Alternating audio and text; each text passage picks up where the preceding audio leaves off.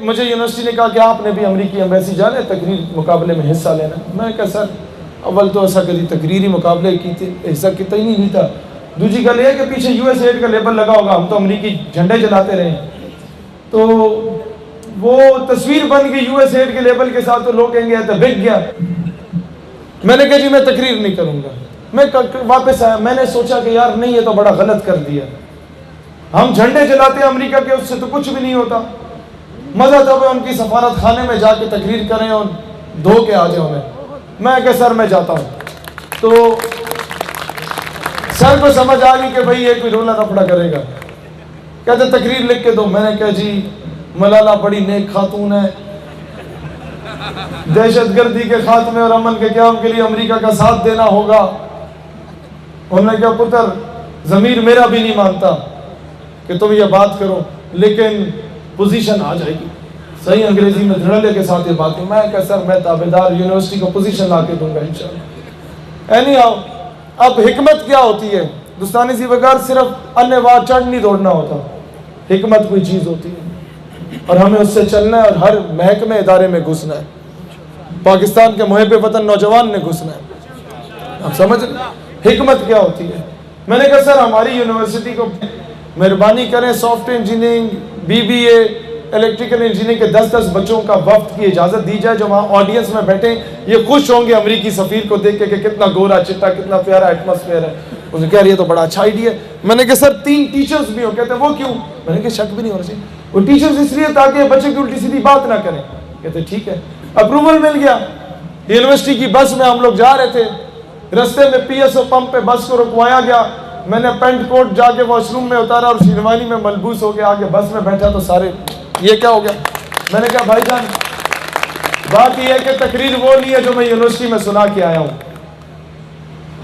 تو وہ ساروں کے پیروں تلے زمین نکل گئی کہ ہم ایکسپیل ہو جائیں گے. میں نے کہا نہیں, کوئی سیکیورٹی والا روکنے آیا نا چٹ دوڑنا, نتر پولا شروع کر دینا. پھر کیا ہوگا؟ میں نے کہا یقین کرو یونیورسٹی سے ایکسپیل ہو گئے نا, تنخواہ فیس دیتے ہو نا 80-80 ہزار. کہتا ہاں.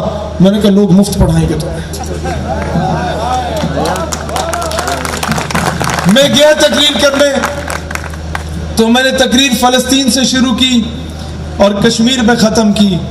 امریکی سفارت خانے کا عملہ موجود تھا. میں نے تقریر کا دوسرا رخ افغانستان سے شروع کیا اور برما پہ ختم کیا. اور 2015 میں پہلی مرتبہ چارلی ہیبڈو نے فرانس میں گستاخانہ خاکے شائع کیے تھے.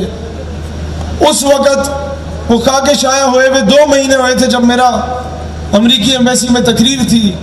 انگریزی میں تقریر کر رہا تھا.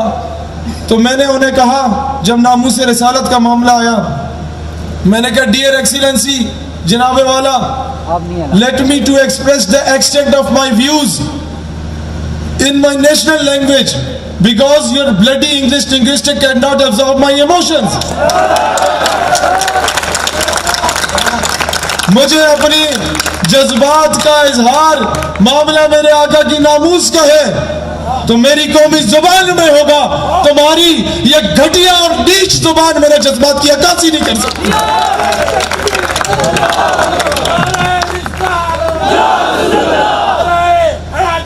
اس کے بعد میں نے شعر پڑھا کہ ہم نے ہر دور میں تقدیس رسالت کے لیے وقت کی تند ہواؤں سے بغاوت کی ہے, چھوڑ کر سلسلہ سیاست کا فسون فقط ایک نام محمد سے محبت کی ہے. یہ شعر کہہ کر جب پرچی آئی کہ جناب یہ ناراض ہو رہے ہیں, تو ملک وقاص صاحب جو اکثر وہ اشعار پڑھتے ہیں رات اندوری کے, وہ پڑھ کے میں نے اجازت لی, اگر ناراض ہیں ہونے دو, جان تھوڑی ہے, یہ سب دھواں ہے, کوئی آسمان تھوڑی ہے, لگے گی آگ تو آئیں گے گھر کئی زد میں, یہاں پہ صرف ہمارا مکان تھوڑی ہے. ہمارے منہ سے جو نکلے وہی صداقت ہے, ہمارے منہ میں تمہاری زبان تھوڑی ہے. اور عمران خان صاحب جو آج صاحب مسند ہے, کل نہیں ہوں گے کرائے دار ہے, ذاتی مکان تھوڑی ہے.